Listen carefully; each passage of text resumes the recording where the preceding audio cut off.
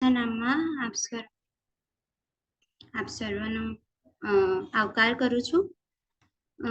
Just એક second, હું screen sharing કરું.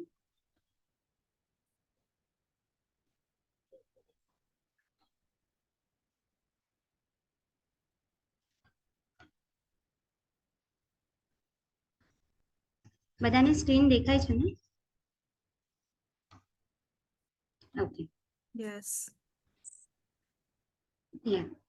સો પ્રભુ ઈસુ ખ્રિસ્તના નામમાં આપ સર્વનો આવકાર કરું છું. આપણે લાસ્ટ આખું વીક અને ગઈકાલ સુધી આપણે સોંગ્સ ઓફ એક્સચેન્જ પર ડિવોશન્સ જોઈ ગયા અને બહુ અદ્ભુત એવા ગીતો છે જેના પર સરમન પ્રિપેર કરવામાં આવ્યો છે. સો આપણે આગળ વધીએ. એનું ઇન્ટ્રોડક્શન અગર જો ટૂંકાણમાં હું આપું તો આ સોંગ્સ ઓફ એક્સચેન્જ ત્યારે કરવામાં આવ્યા હતા જ્યારે બેબીલોનથી એ લોકો એક્ઝાઇલમાંથી પાછા જઈ રહ્યા હતા અને જે લેવાઇટ્સ હતા એ આ સોંગ્સને એ લોકો ગાતા હતા એક્ઝાઇલમાંથી પાછા આવતા. અને દરેક જે સોંગ્સ છે એમનું આજના તારીખમાં આપણા જીવનમાં બહુ જ અમૂલ્ય એવો ભાગ ભજવે છે. અને ટોટલ 15 સોંગ્સ છે, સામ્સ 120 થી 134, જેમાંથી 10 સામ્સ છે એનોનિમસ છે, 4 જેવા છે કિંગ ડેવિડે લખેલા છે, સામ્સ 122, 124, 131 અને 133. સામ 127 છે એ કિંગ સોલોમને લખેલું છે. અને આ જે સોંગ્સ છે એને ગુજરાતીમાં ચડવાના ગીત કહે છે, ઇંગ્લિશમાં સોંગ્સ ઓફ ડિગ્રીઝ કહે છે. હિબ્રુ વર્ડ છે એનો મા અલોટ, જેનો ઇંગ્લિશમાં અગર આપણે મિનિંગ શોધીએ તો એ ગોઈંગ અપ કહેવાય છે. એટલે જ્યારે યરુશાલેમમાં એ લોકો ઓફરિંગ કરવા માટે જતા હતા ત્યારે જ્યારે તેઓ સ્ટેપ્સ ચડતા હતા ટેમ્પલના, ત્યારે આ દરેક સોંગ્સને તેઓ ગાતા હતા. સો ત્યારે સોંગ્સ જે હતા ગાતા હતા એ સ્ટેપ્સ 15 જ સ્ટેપ્સ હતા. એટલે દરેક સ્ટેપ ઉપર એ લોકોએ આ સોંગ ગાયેલું છે એવું હિસ્ટ્રી કહે છે. સો આપણે અગર જો સોંગ ઓફ એસેન્ટ ને 3 પાર્ટ્સમાં અગર ડિવાઈડ કરીએ તો સામ્સ 120 થી 124 speaks about purification of our life. Psalms 125 થી 129 speaks about enlightenment, and Psalms 130 to 134 speaks about union with God. Hebrew alphabetમાં every letter is designated by a number. અને યાહવેનું યા કરીને short form થાય છે હિબ્રુમાં, which number is 15. So the 15 number plays a very significant role in the songs of ascents. અને જ્યારે તેઓ temple કોર્ટથી લઈને upper કોર્ટમાં, lower કોર્ટથી upper કોર્ટમાં જતા હતા ત્યારે તેઓ આ સોંગ ગાતા હતા. અને જ્યારે ઇવનિંગ સર્વિસીસ હતી બિફોર ધ ફીસ્ટ ઓફ ટેબરનિકલ્સ ત્યારે પણ આ સોંગ્સ તેઓએ ગાયેલા છે. સો જેમ આપણે ડિવોશન્સમાં પણ જોઈ ગયા છે, મેં બધા ડિવોશન્સના પી લેટર પરથી સ્ટાર્ટ કરેલું હતું. એવી જ રીતે મેં અહીંયા ટાઇટલ આપેલું છે, પ્યુરિફિકેશન ઓફ લાઈફ છે. એમાં જે 5 સામ્સ છે speaks about pardon, protection, prosperity, prayer and presence. Enlightenment speaks about the power of the Lord, promise of the Lord, possession and provision of God, profitable family life and persecution of Lord's people. And union with God is our unification with Christ in our lives, which speaks about patience of the Lord, perfection of the Lord, purpose of the Lord, the pleasant people and their unity and praises to the Lord. So આજના દિવસોમાં આ સામ્સ આપણા જીવનમાં શું ભાગ ભજવે છે એના તરફ હવે આપણે આગળ જઈએ. ફર્સ્ટ જે ભાગ છે ઇઝ પ્યુરિફિકેશન ઓફ લાઈફ, જેમાં 5 છે જે પાર્ડન છે. The first step towards purification એ આપણે જ્યારે પાપોની કબૂલાત કરીએ છીએ તો આપણે ઈશ્વર પાસેથી માફી માંગીએ છીએ, which is also known as deliverance. તો સામ્સ 120 ફર્સ્ટ વર્સ જે છે એનું સ્ટાર્ટિંગ કહે છે કે in my distress I cried to the lord and he heard me. So જ્યારે બી આપણે આપણા પાપોની કબૂલાત કરી ત્યારે આપણે જે શિક્ષા ભોગવવાની હતી એમના પરથી આપણને માફી મળી. વી વર પાર્ડન્ડ બાય ધ લોર્ડ. અને એની જે સેકન્ડ વર્સ કહે છે એ સામેથી સામિસ્ટ કહે છે કે પ્રભુ મને આટલી આટલી વસ્તુઓથી તમે ડિલિવર કરો. સો અગર તમે કલમ વાંચશો તો એમાં લખેલું છે કે deliver from the lying lips and deceitful tongue. તો તમને બધાને ખબર છે કે આપણે ઘણા બધા જ્યારે ઈશ્વરને નથી ઓળખતા ત્યારે આપણે બહુ જુઠ્ઠું બોલતા હોઈએ છીએ, કે પછી કોઈકને સારું દેખાડવા માટે આપણે ડિસિટફુલ વર્ડ્સ બોલી દેતા હોઈએ છીએ અને આપણને એનું ભાન પણ નથી થતું. પણ જ્યારે આપણે પ્રભુ ઈસુ ખ્રિસ્તનો સ્વીકાર કરીએ છીએ અને તો ત્યારે આપણને હોલી સ્પિરિટ છે આપણને કન્વિક્ટ કરે છે કે આ વસ્તુ તે ખોટી કીધી કે ખોટું બોલ્યું એમ. સો અગર એ પ્યુરિફિકેશનનો પાર્ટ છે કે જો અગર આપણે કશું દિવસમાં કરી દીધું ખોટું કે કશું, તો આપણે પ્રભુ ઈસુ પાસે માફી માંગીએ અને આપણે એમને કહીએ કે પાર્ડન મી ઓ લોર્ડ, કે ડિલિવર મી ફ્રોમ ધીસ. અને પ્રભુ આપણને એમાંથી ડિલિવર કરશે અને આપણને પનિશમેન્ટ નહીં આપે. Pardon means not punishing for what we were ought to be punished.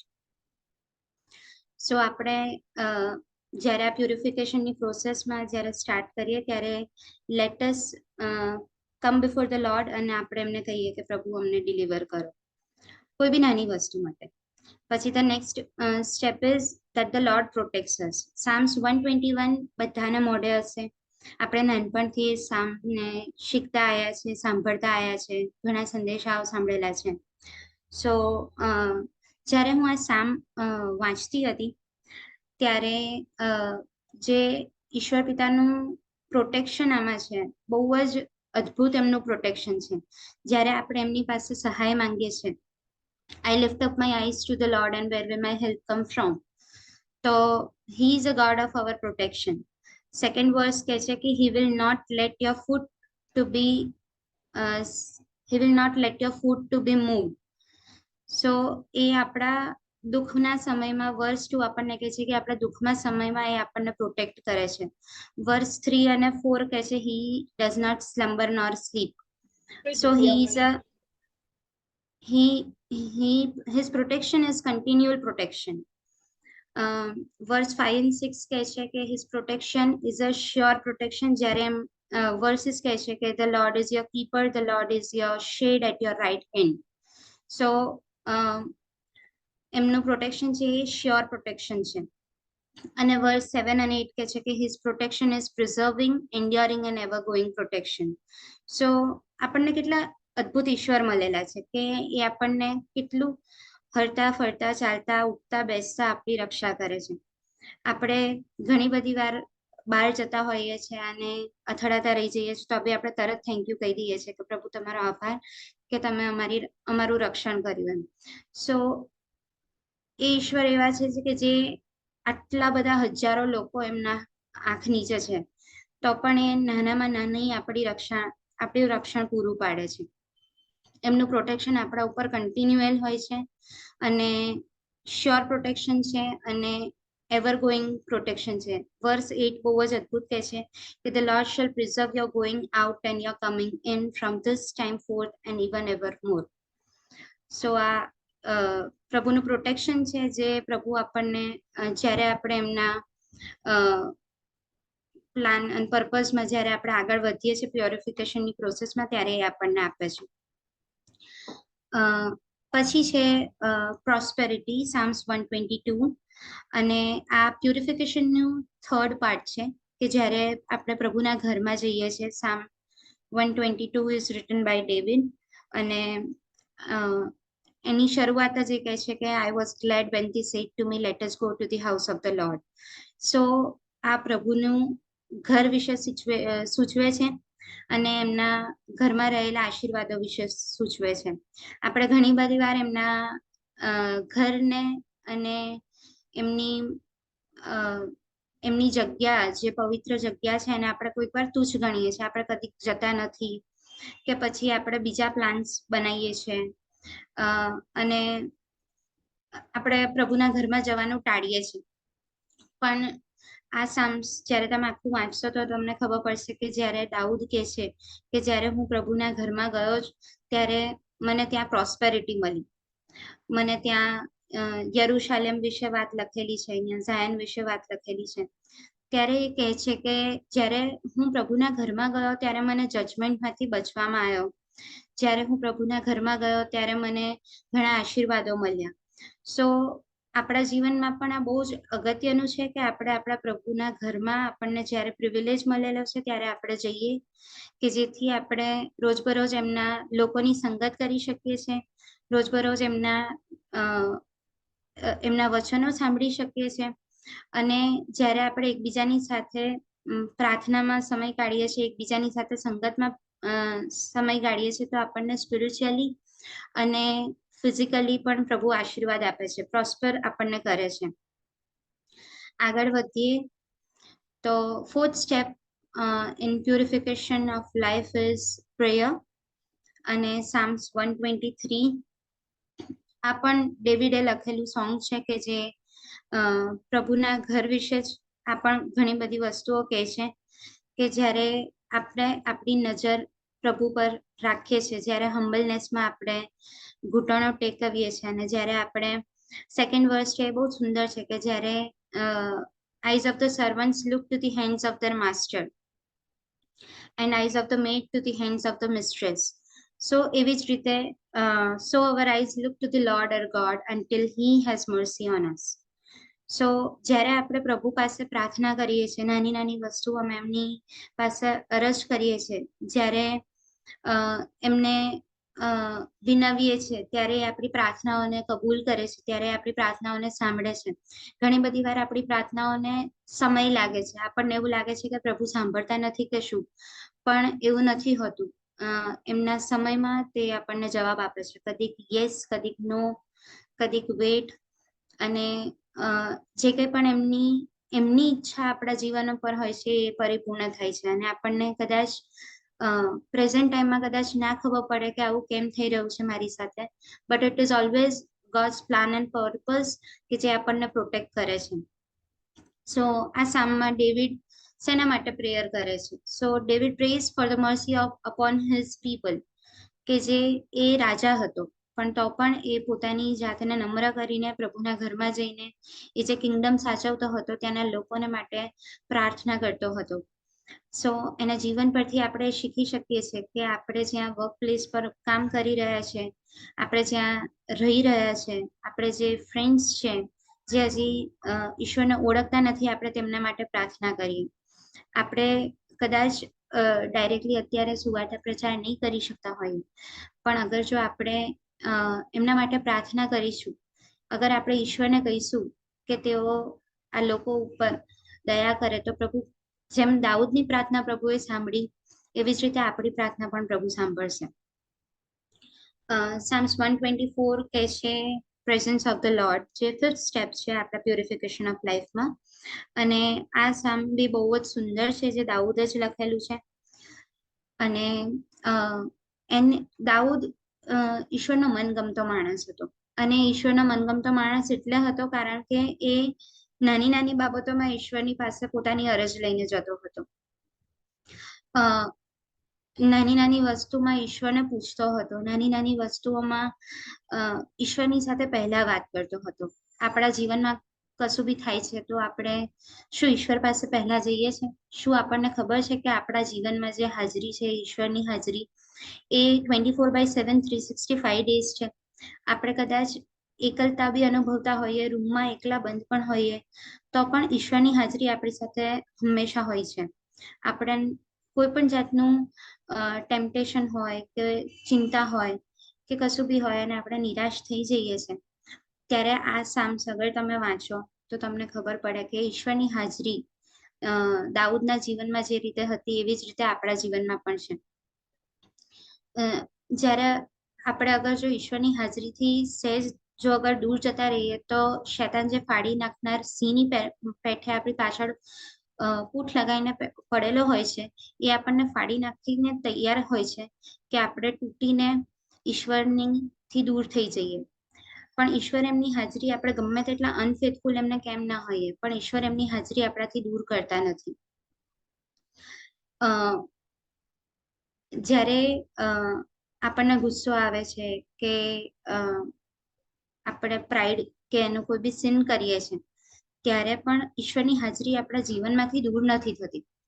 જે દાઉદે પણ જે અભિમાનનું પાપ કર્યું અને એના પછી એના સામ લખેલું છે, તો એને અભિમાન હતું કે હું આટલા બધા લોકોનો હું રાજા છું, તો લાવ હું એ લોકોની ગણતરી કરાવું.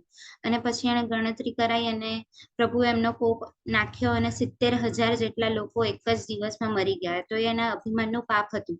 પણ પછી જ્યારે તેણે પાપની કબૂલાત કરી, ત્યારે ઈશ્વરે એને ફરીથી રાજ્ય પર વિજય આપ્યો અને જે એણે ગુમાવ્યું હતું એના કરતા વધારે એ રિસ્ટોર કરી શક્યું.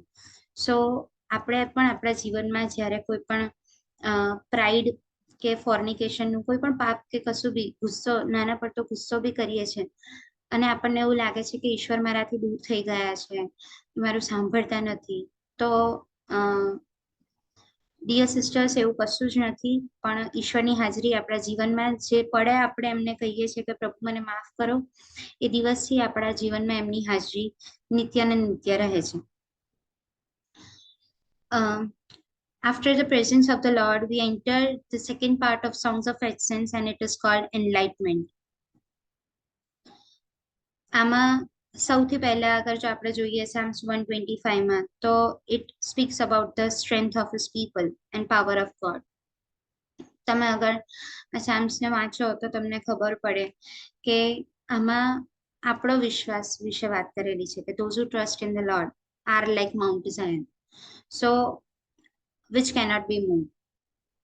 So ઈશ્વર ઈચ્છે છે કે જ્યારે આપણે એમને આપણું જીવન સોંપેલું છે તો આપણે એમના પર ભરોસો રાખીએ, ચાહે મુશ્કેલીના સમય હોય કે ચાહે પરીક્ષણના સમય હોય કે ગમે તે હોય, પણ ઈશ્વર એવી આશા રાખે છે કે આપણે બીજા લોકો પર નહીં પણ આપણે એમના પર ભરોસો રાખીએ. Verse 2 કહે છે કે the Lord through his power keeps his eye upon us all the time and is for us every time. આપણે હજારો લોકો છે જે ઈશ્વરે આપણને અગર જો આપણી પાસે જો અગર 2 કે 3 લોકો બી ધ્યાન રાખવા વાળા હોય તો પણ આપણે કદાચ એમનું ધ્યાન ન રાખી શકીએ, કેમ કે આપણે આપણા જીવનમાં વ્યસ્ત હોઈએ. પણ ઈશ્વર તો આખી દુનિયાનું ધ્યાન રાખે છે, તો પણ આપણું ધ્યાન રાખે છે. આપણને દુઃખના સમયો, કસોટીના સમયો જ્યારે આવે છે ને જ્યારે આપણે એમને હાથ મારીએ છીએ, ત્યારે આપણને એમના સામર્થ્યથી આપણને દુઃખમાંથી બહાર કાઢે છે. કોઈ પણ વિકટ પરિસ્થિતિ હોય ત્યારે આપણે એમને હાથ મારીએ કે પ્રભુ મને આમાંથી તમે છોડાવો, તો અસંભવ લાગતી દરેક પરિસ્થિતિમાં પણ ઈશ્વર એમનું સામર્થ્ય વાપરીને આપણને એ પરિસ્થિતિમાંથી બહાર કાઢે છે. સો એના માટે હી વોન્ટ્સ કે આપણે આપણું હૃદયથી આપણે એમને ટ્રસ્ટ કરીએ.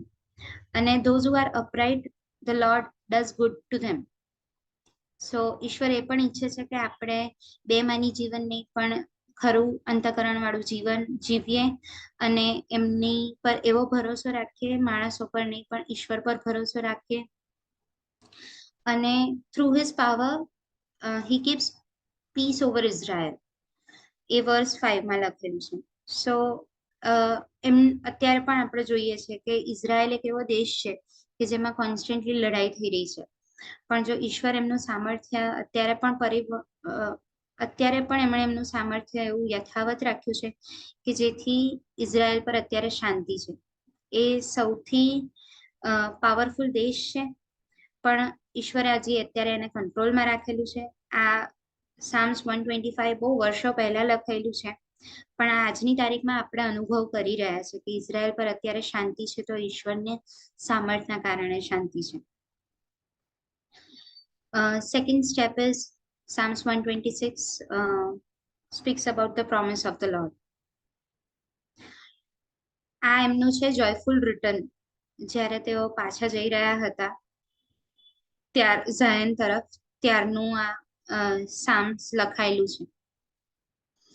સો આ સામ્સ જ્યારે સ્ટાર્ટ થાય છે ત્યારે ડ્રીમ વિશે વાત કરેલી છે લખનાર જે સામિસ્ટ છે એને, કે જ્યારે પ્રભુએ એમને કેપ્ટિવ માંથી પાછા લઈને આવ્યા હતા ત્યારે કેટલું સરસ એક ડ્રીમ જેવું લાગતું હતું.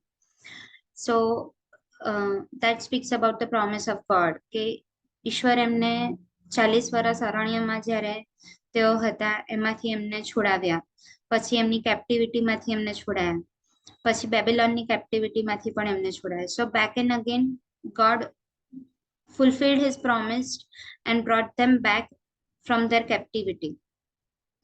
તેઓ પાપ કરતા હતા અને તેઓ આજ્ઞાનો ભંગ કરતા હતા અને તેઓને રાજાઓ આવીને ચડાઈ કરીને લઈ જતા હતા, પણ પ્રભુ ફરીથી એમનું સામર્થ્ય બતાડીને તેઓને પાછા કેપ્ટિવિટીમાંથી બહાર લઈ આવતા હતા.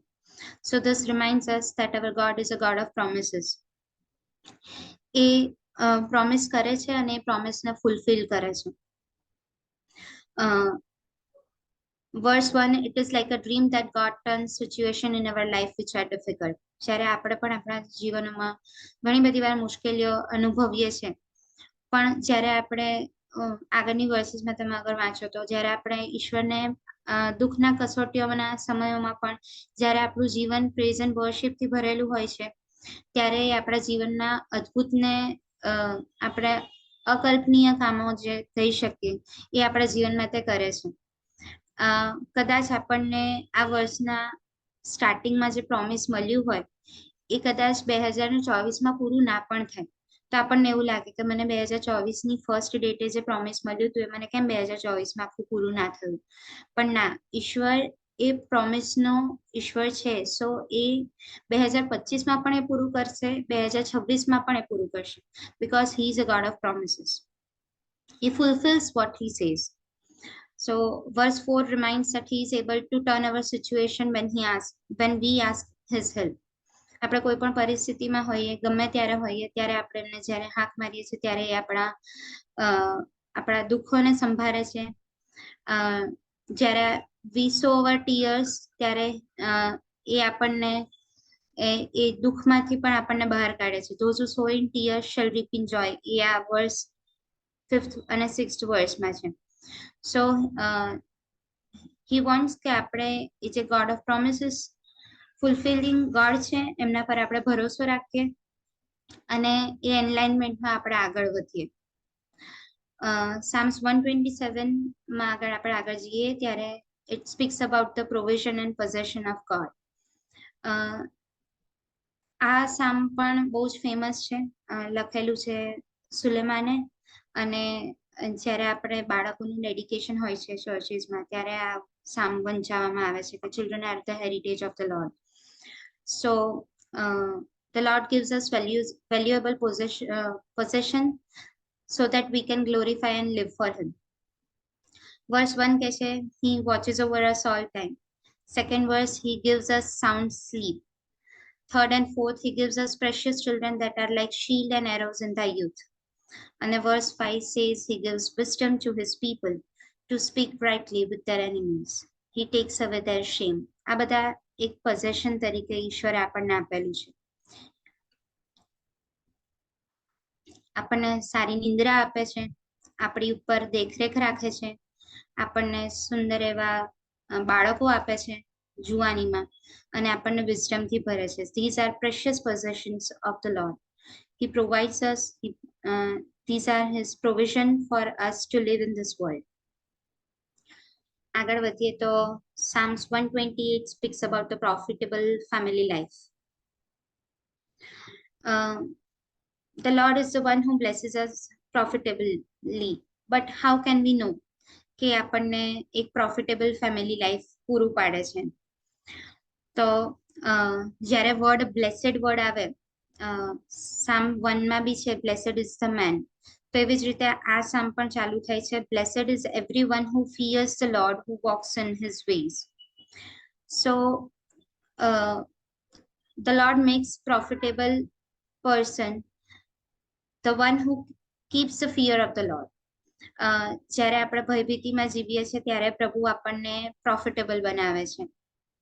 જ્યારે આપણે એમના માર્ગોમાં ચાલીએ છીએ, એમની આણ સ્વીકારીએ છીએ, અને જ્યારે આપણે એમને પૂરતું માન આપીએ છીએ, ત્યારે પ્રભુ પણ આપણને માન આપે છે અને પ્રભુ પણ આપણને પ્રોફિટેબલ બનાવે છે. આપણા સહકર્મીઓ પણ એ જોઈ શકે છે, આપણા સાથે કલીગ્સ કામ કરતા હોય એ જોઈ શકે છે, જે અત્યારે ભણી રહી છે છોકરીઓ, તેઓ પણ જોઈ શકે છે કે એમના સ્ટડીઝમાં પણ ઈશ્વર આપણને પ્રોફિટેબલ બનાવી રહ્યા છે. અને જ્યારે આપણે સેકન્ડ વર્સ કહે છે કે the lord helps us to earn and enjoy our labour. So આપણે પ્રભુ આપણને કૃપા આપે છે કે આપણે અર્ન કરી શકીએ સારી રીતે, કે જેથી આપણે આપણું લેબરને એન્જોય કરી શકીએ, અને એ આપણને આપણા કામોને, આપણા હાથોના કામોને તે બળવાન કરે છે, કે જેથી આપણે આપણું કામ કરી શકીએ અને પ્રોફિટેબલ જીવન આગળ વિતાવી શકીએ. અને જ્યારે તમે આગળ વાંચો તો the lord keeps everything well with us. The third verse is fruitful vine, wife and olive plants round your table, children. So fruitful vine જે વર્સ છે એ વાઇફ માટે લખેલું છે, અને olive plants round your table speaks about the children. So this is the profitable family life કે જે ઈશ્વર આપે છે. fruitfulness of God in this journey of life which he has given to mankind. જે લોકો લગ્નની ઉંમરે પહોંચેલા છે તેઓ વાઇફને ફ્રૂટફુલ વાઇન કરીને કહેવામાં આવ્યું છે દેવના વચન. અને wine speaks of the fellowship and olive speaks of the light. So those who are waiting in their period of in the journey of waiting to be married soon, so we have to be fruitful vines so that we can be profitable in the family life which God will unite us. Verse 4 and 5 કહે છે કે those who fear the Lord shall be blessed. આમાં બે શબ્દો લખેલા છે, places, Zion અને Jerusalem. અને Zion speaks about the rule of God and Jerusalem speaks about the worship of God. So those who abide by the rule of God and those who worship God with all their heart shall be blessed. And verse 6 speaks about the fruitfulness of old age. So this is a very wonderful psalm, અને જ્યારે તમને time મળે ત્યારે તમે આ સામને વાંચજો, કે જેથી તમે એના મર્મોને સમજી શકો અને તમે આગળ જીવનમાં એને એપ્લાય કરી શકો. Fifth step towards the enlightenment is persecution. So એવું કદી બનતું નથી કે બધું સારું જ ચાલતું હોય.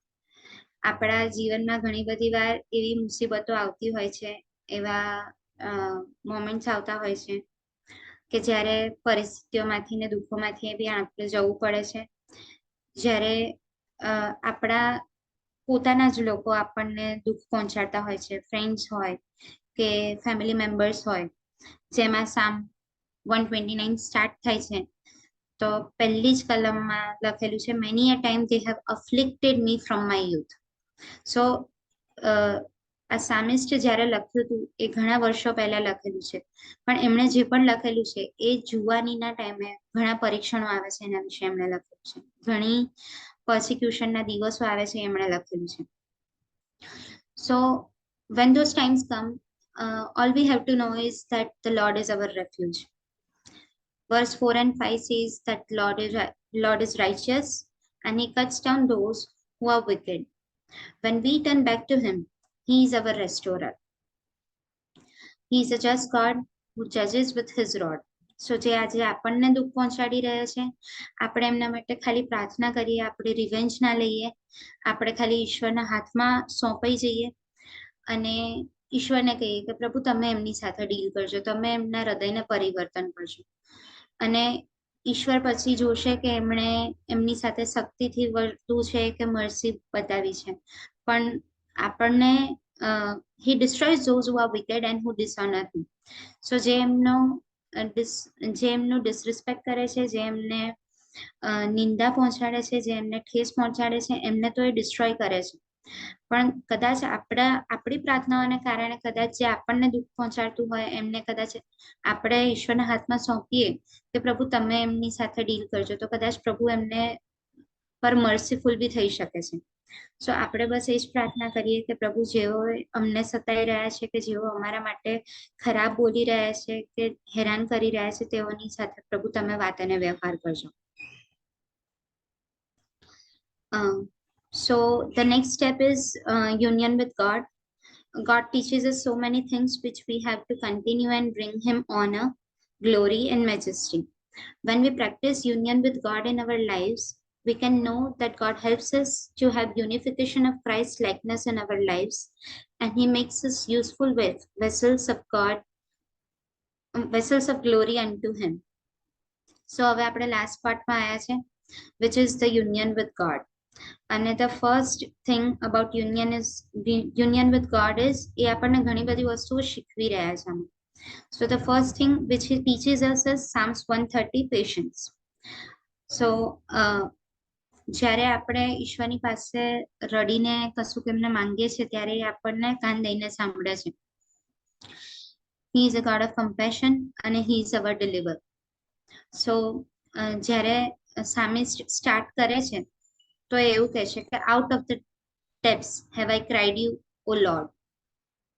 એટલે એવી ઘણી બધી જીવનની પરિસ્થિતિઓ હોય છે કે જ્યારે આપણને કોઈને પણ કશું પણ કહેવાનું મન ના થાય, જ્યારે આપણને એવું ફીલ થાય કે હું આખો દિવસ દરવાજો બંધ રાખીને બેસી રહું, જ્યારે હું એકદમ લોનલી ફીલ કરું, અને જ્યારે હું પેરેન્ટ્સને ના કહી શકું, કોઈ ફ્રેન્ડ્સને ના કહી શકું, કોઈ સ્પિરિચ્યુઅલ અંકલ આંટી છે જે ચર્ચમાં આપણને હેલ્પ કરતા હોય, હું એમને પણ ના કહી શકું.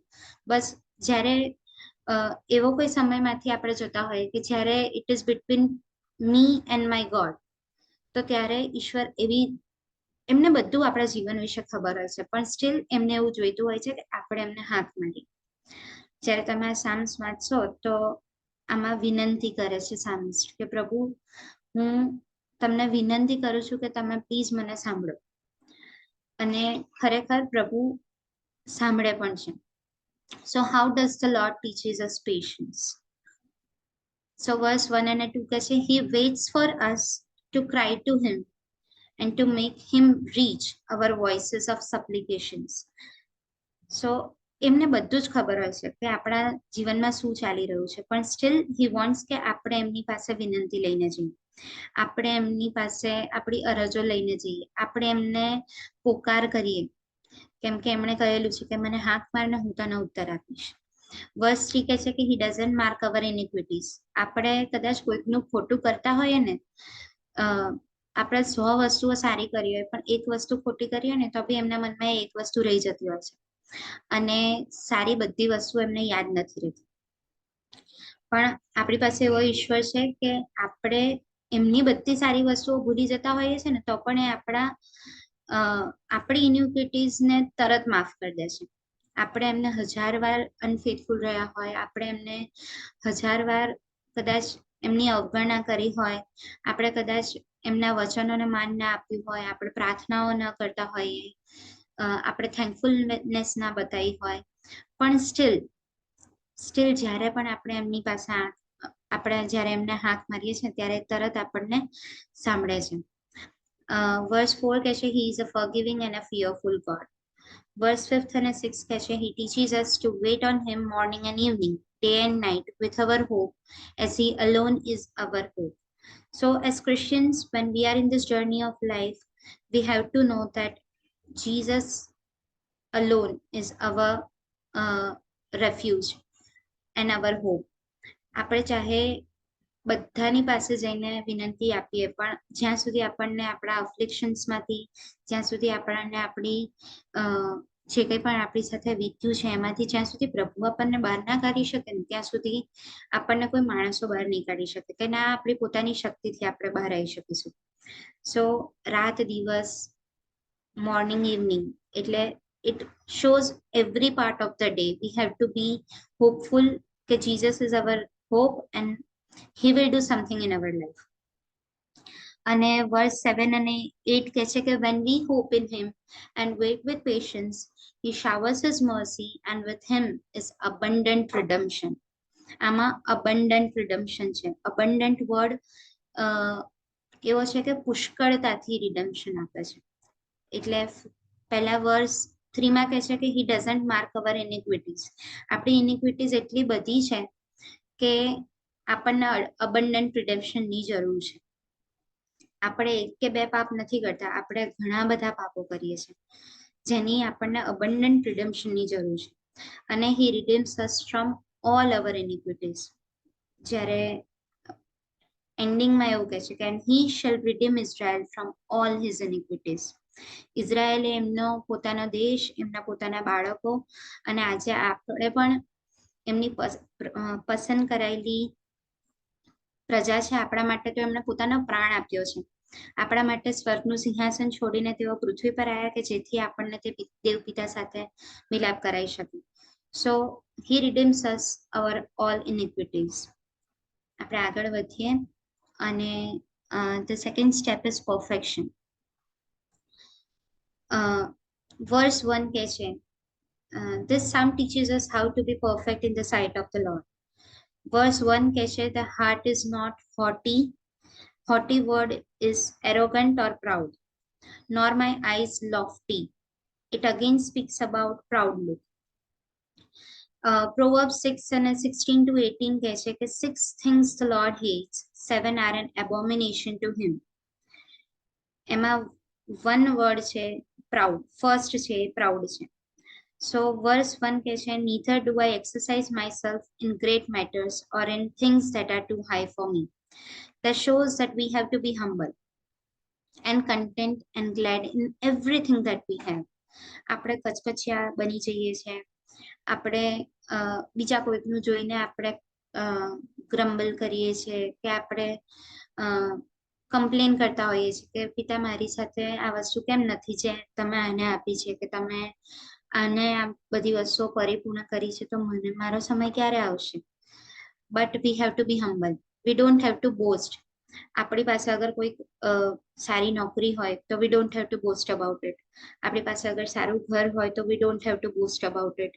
આપણી પાસે અગર સારા એવા કલીગ્સ હોય તો we don't have to boast about it, because God has given us what we are needful of. કદાચ બીજા લોકોને પણ એની જરૂર હોય, પણ કદાચ એમની પાસે સારું ઘર ન હોય, કદાચ એમની પાસે સારા કલીગ્સ ન હોય, કદાચ એમની પાસે સારા ફ્રેન્ડ્સ ન હોય, તો જ્યારે આપણે બોસ્ટ કરીએ છીએ ને ત્યારે આપણે એમને દુભાવીએ છીએ, ત્યારે આપણે એમને હર્ટ કરીએ છીએ. But we are not smarter. આપણને જે પણ આપ્યું છે ઈશ્વરે પૂરું પાડ્યું છે. So we have to be thankful to him and we don't have to boast about it. verse 2 કહે છે how we have to be in the sight of God. We have to be calm and quiet, and we have to behave well. So when we behave well, when we become quiet, that leads us to perfection. verse 3 કહે છે let our hope be upon the Lord, the same as Israel forever, so that he purifies us and makes us perfect.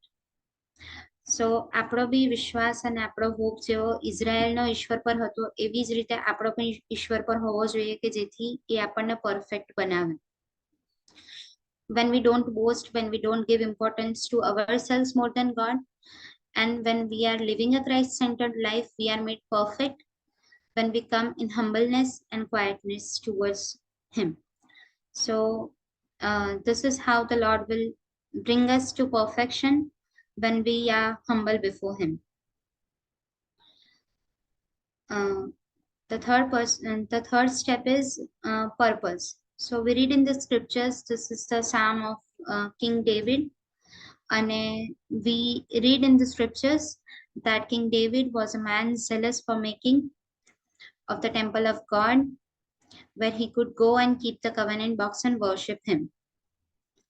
So આપણા જીવનમાં પણ ઈશ્વરના ઘણા બધા purpose હોય છે, પણ here the purpose which we see is that there is a place of rest for God. જે તમે સામ અગર આ વાંચો તો તો તમને ખ્યાલ આવે કે જ્યારે દાઉદ પોતાના ઈશ્વર માટે એટલો ઝેલસ હતો કે એને મંદિર બનાવવા માટે પણ ઘણી મહેનત કરી, પણ ઈશ્વરે એને રોક્યો અને પછી કીધું કે તું નહીં, પણ તે ઘણું બધું રક્ત વહાવ્યું છે માટે તું મારું ઘર નહીં બાંધી શકે. એણે બધી તૈયારીઓ કરી હતી, બધું હતું, ઝીલ પણ એની સખત હતી ઈશ્વરનું ઘર બનાવવા માટેની, પણ સ્ટીલ પ્રભુએ એને રોક્યો હતો બીકોઝ એણે ઘણું બધું રક્ત વહાવ્યું હતું. So this is the eternal dwelling of God in Zion, so a place of rest.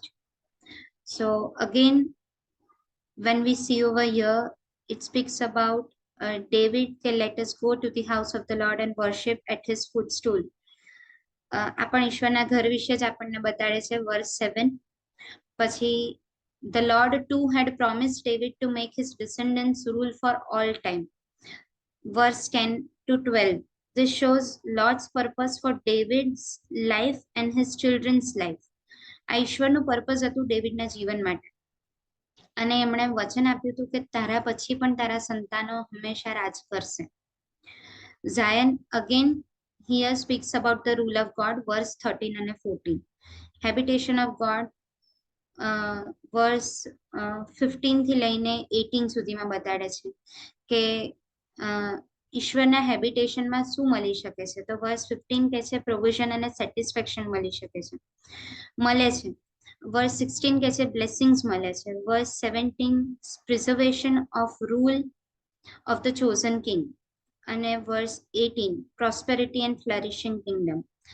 This is the purpose of God in his habitation, જે આપણને મળે છે. આપણે નેક્સ્ટ જોઈએ તો the fourth step is pleasant people's fellowship. So the psalmist is King David and he knew how to please the Lord. And જે ઈશ્વરનો ભય રાખતો હતો એ આપણને સામ ડેવિડ એ આપણને કિંગ ડેવિડ આપણને શીખવાડેલું છે આ સામમાં, કે જે ઈશ્વરનો ભય રાખે છે અને જે યુનિટીમાં રહે છે તેઓ ઈશ્વરને પસંદ તેઓને ઈશ્વર પસંદ કરે છે, કે એમના પસંદીદા લોક છે. સો જ્યારે આ સામ સ્ટાર્ટ થાય છે તો એમાં લખેલું છે કે how pleasant it is for brethren to dwell together in unity. So જ્યારે આપણે યુનિટીમાં હોય છે એકબીજાની સાથે, ત્યારે ઈશ્વર આપણને શીખવે છે કે how pleasant we are for each other. Fellowship is very important. ઈશ્વરના વચનોમાં જ્યારે આપણે એકબીજાની સાથે વાત અને વ્યવહાર કરીએ છીએ, બાઇબલ સ્ટડીઝ અટેન્ડ કરીએ છીએ, અને ચર્ચમાં પણ જ્યારે આપણે ઈશ્વરના લોકોની મધ્યે એમની સાથે ફેલોશિપ કરીએ છીએ, તો એ ફેલોશિપ આપણા જીવનમાં કેટલી અમૂલ્ય છે આ સામ શીખવે છે. વર્સ 2 અને 3 એમાં લખેલું છે કે fellowship of God's people is like a precious ointment upon the head. Precious ointment, and like a dew that descends upon the mountains of Zion. So it is a precious fellowship જે આપણને પ્રભુ આપે છે એમના લોકોની સાથે. અને dew speaks about the blessing of the Lord, જે આપણે રોજ સવારે નાની નાની ભીના ભીના છાંટા જે આપણે રોજ સવારે જોઈએ છે, that is dew drops, જે પ્લાન્ટ્સની ઉપર ને ઘાસમાં આપણે જોઈએ છીએ. So every morning the mercy of the lord is like dew, જે રોજ બરોજ આપણા જીવનમાં તાજી થતી જાય છે. It is like a precious ointment. So જ્યારે આપણે એકબીજાના સંગતમાં રહીએ છીએ, જ્યારે આપણે લોકોની સાથે ઉઠીએ છીએ, બેસીએ છીએ, જે એમના લોક છે, ત્યારે આપણને જે ફેલોશિપનો આનંદ મળે છે, that is also very precious. અને the last step is praises be to the God. So this speaks about the blessing of God and to bless the Lord. So like જ્યારે bless word આવે ત્યારે what does that word teach us? Can we as human beings bless God? કે એ ઈશ્વરનું કામ છે આપણને આશીર્વાદ આપવાનું, ના કે આપણું ઈશ્વરને આશીર્વાદ આપવાનું. સો સેકન્ડ વર્સમાં બહુ જ સરસ કહે છે કે lift up your hands.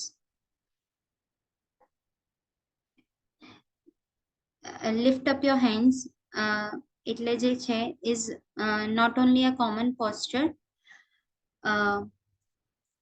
for prayer among the ancient Hebrews, but it was also appropriate for praise. So blessing and praising goes together. જ્યારે આપણે ઈશ્વરની હજુરમાં જ્યારે આપણે એમને પ્રેઝ આપીએ છીએ, જ્યારે આપણે એમને વધાવીએ છીએ, ત્યારે we bless him. So it was displayed as the anticipation of gratefully receiving from God in the sense of surrender to him. So when we surrender to him, we bless him. When we surrender to him and praise him, he blesses us also. So let us praise the Lord and bless his name as we get the continual presence of the Lord. And may the Lord help us to acknowledge these songs of accents in our daily life, and may we get the purification of life, may we get enlightenment through his word and his help, and may we grow in the union of God. May God help us to understand his scriptures, and thank you so much. Thank you so much, Blessed Didi.